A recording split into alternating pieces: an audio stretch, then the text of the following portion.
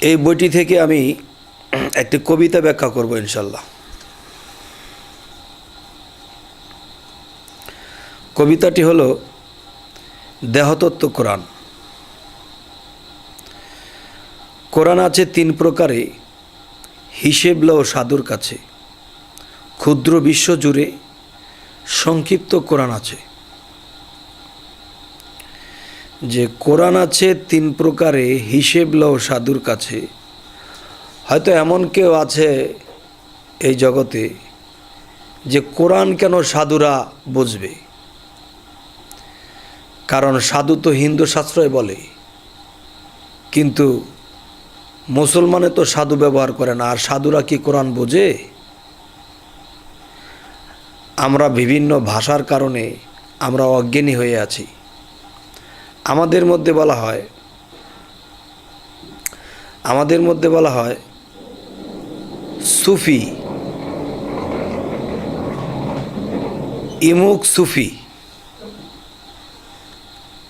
আরেকটা আছে যে ইমুক শাহ বা ইমুক সুফি। আর সাংস্কৃতিক ভাষায় সাধু বলা হয়েছে।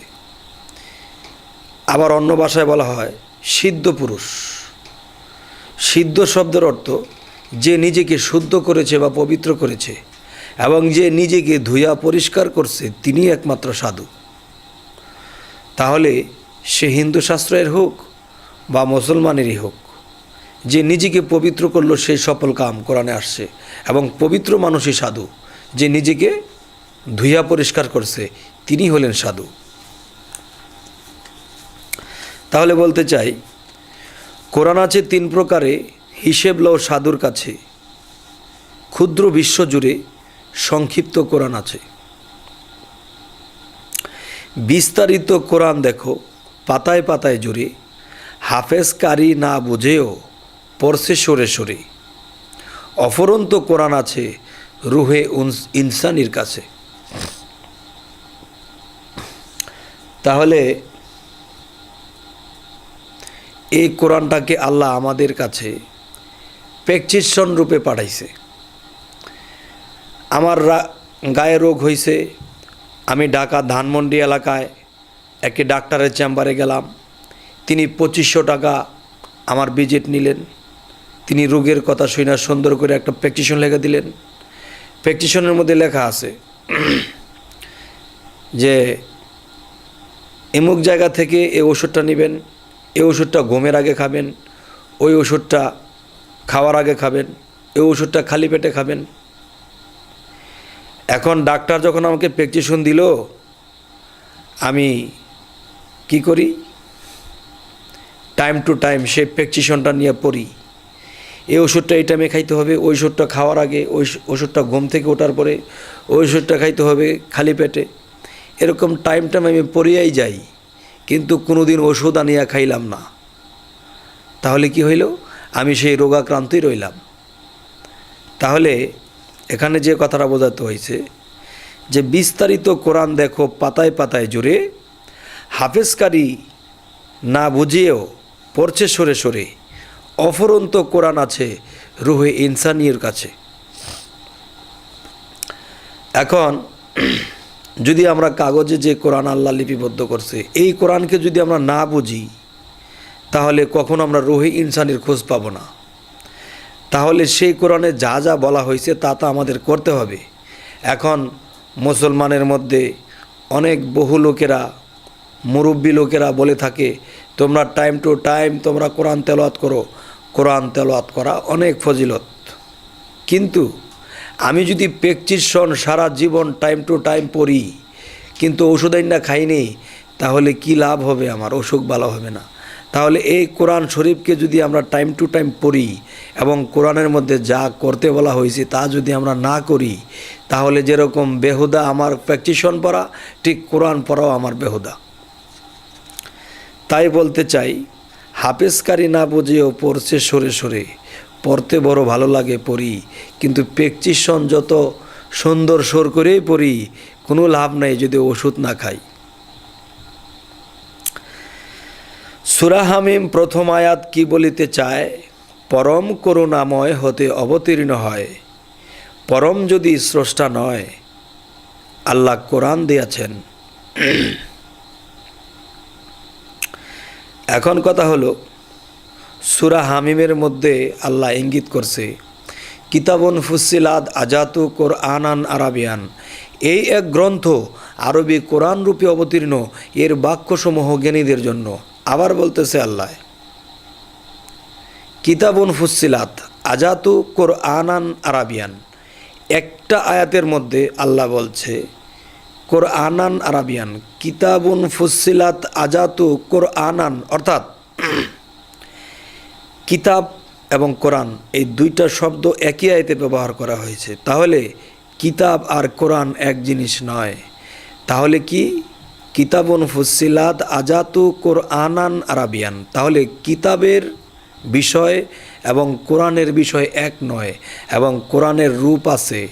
কিতাবুন ফুসসিলাত আজাতু কোরআনান আরাবিয়ান, এই এক গ্রন্থ আরবি কোরআন রূপে অবতীর্ণ। তাহলে আল্লাহ বলতেছে যে কোরআনের রূপ আছে, কোরআনের রূপ কি? এখন সেই রূপ যদি আমরা বুঝতে চাই, তাহলে সূরা হামিম প্রথম আয়াত কি বলিতে চায়? পরম করুণাময় হতে অবতীর্ণ হয়। পরম যদি স্রষ্টা নয়, আল্লাহ কোরআনে দিয়েছে। তাহলে এই কাগজের মধ্যে আমাদের ঠিকানা দেওয়া আছে। এই কোরআন শরীফটাকে আল্লাহ মানুষকে দিয়েছেন এই কারণেই, এই কোরআনের মধ্যে আল্লাহ ঠিকানা দিছে যে তোমরা এইভাবে এটা করো, এইভাবে এই কাজটা করো, এই জিনিসগুলো এভাবে করো, তাহলে তোমরা কিতাবের মধ্যে পৌঁছতে পারবে। কিতাব কি? এই মানব দেহটা আল্লাহ আরবি হরফ দ্বারা গঠন করছে, এই দেহটা একটা কোরআন কিতাব।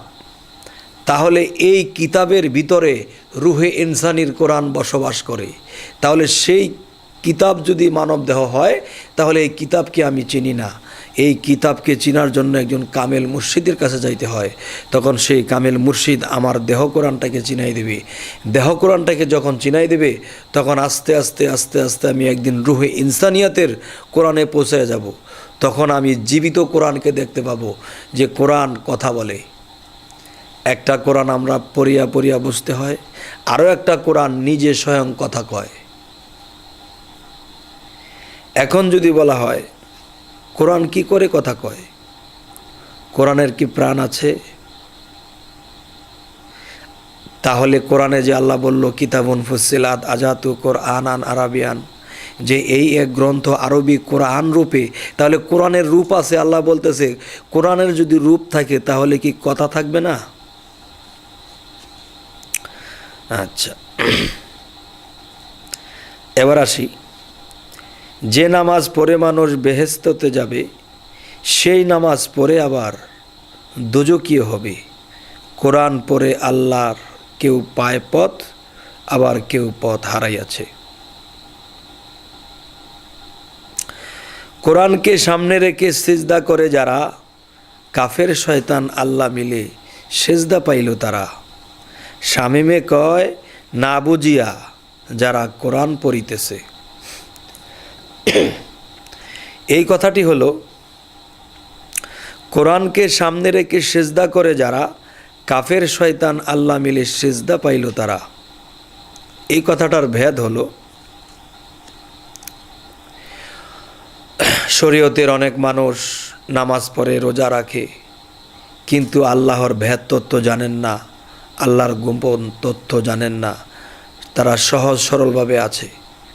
তারা বলে আল্লাহ নিরাকার, আল্লাহ দেখা যায় না, আল্লাহ দেখা যায় না, আল্লাহকে কোথায় পাবো? আল্লাহকে সামনে রাখিয়া সেজদা করব? আল্লাহ কেমন, কোথায়, কিভাবে আমরা জানি না।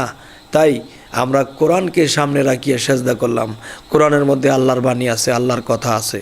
তাহলে কোরআনকে রাখিয়া যদি সেজদা করি তাহলে আল্লাহ পাবে। আমি বলবো না আল্লাহ পাবে না, আরও অন্য কেউ এই সেজদা পাবে। অন্য কেউ কি? কোরআনকে সামনে রেখে সেজদা করে যারা, কাফের শয়তান আল্লাহ মিলে সেজদা পাইল তারা।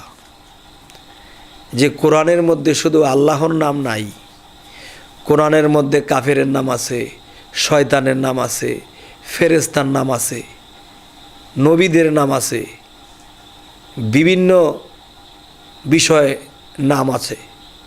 তাহলে আমি কোরআনকে সামনে রাখে যখন সেজদা করব, তখন এই কোরআনের মধ্যে শুধু আল্লাহ নেই, তাহলে আমি আল্লাহকে মনে করিয়া যখন সেজদা করলাম, তখন এই সেজদাগুলো কাফের শয়তান ফেরেশতা পাইয়া গেলেন। তাহলে সেজদা তো একমাত্র আল্লাহ পাবে। তাহলে কোরআনকে সামনে রাখিয়ে যখন সেজদা করলাম, তাহলে শয়তান কাফেররাও আমার সেজদা পাইয়া গেল। তাহলে এই নামাজে আমার ঠিকানা কোথায় হবে আপনারাই বলুন। কোরআনকে সামনে রেখে সেজদা করে যারা কাফের শয়তান আল্লাহ মিলে সেজদা পাইল, তারা শামিমে কয় না বুঝিয়া যারা কোরআন পড়তেছে, যারা না বুঝিয়া কোরআন পড়তেছে তাদের তো এই হালই হবে। তাই বলি যে আমরা কাগজে যে কোরআন লিপিবদ্ধ, এই কোরআনকে আমরা বুঝতে হলে একজন কামেলের কাছে যাইতে হবে, এবং সেই কোরআনকে শিক্ষা পাওয়ার পরে আমরা দেহ কোরআনকে পাবো। দেহ কোরআনকে যখন আমরা পাবো, তখন সাধনা ভজনা করার মাধ্যমে আল্লাহর পথে যখন আগাইতে থাকবো, তখন আমরা রুহে ইনসানিয়াতের কোরআনের দিকে আমরা অগ্রসর হব। আর রুহে ইনসানিয়াতের কোরআনের মধ্যে যখন পৌঁছায় যাব, তখন দেখব যে সেই কোরআন কথা বলে। আমি দেখতেছি কালকে এক জায়গায় যাইতে হবে, তখন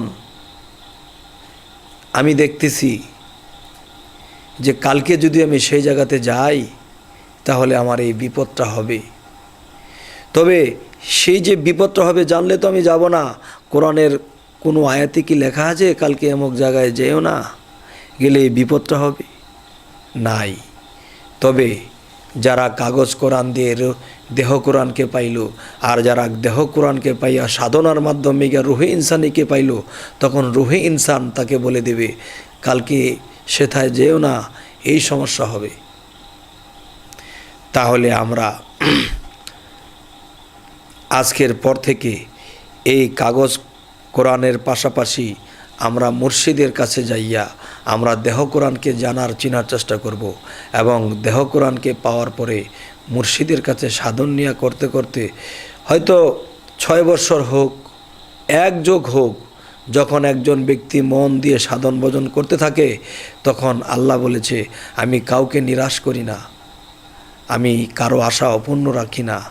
ইনশাল্লাহ তার জীবনে এই ফয়সালা ঘটবেই যে রুহে ইনসানিয়াতের সাক্ষাৎ তিনি পাবেই, এবং সেই মারিফতের গোপন তত্ত্ব শিক্ষা আল্লাহ তাকে দিবেনি। তাই বলি আমার এই বইটির এই একটি কবিতা আমি ভেঙে বলার চেষ্টা করলাম। আমি আশা করছি যদি আল্লাহ আমাকে হায়াত দেন, আল্লাহ আমাকে বাঁচায় রাখেন, তাহলে এই বইটিতে 300 কবিতা, এই 300 কবিতার ফাইসালা আমি ব্যাখ্যার মাধ্যমে বলবো ইনশাল্লাহ। আমি জগতবাসীর কাছে দোয়া প্রার্থী, আমার জন্য দোয়া করবেন। আল্লাহ হাফেজ।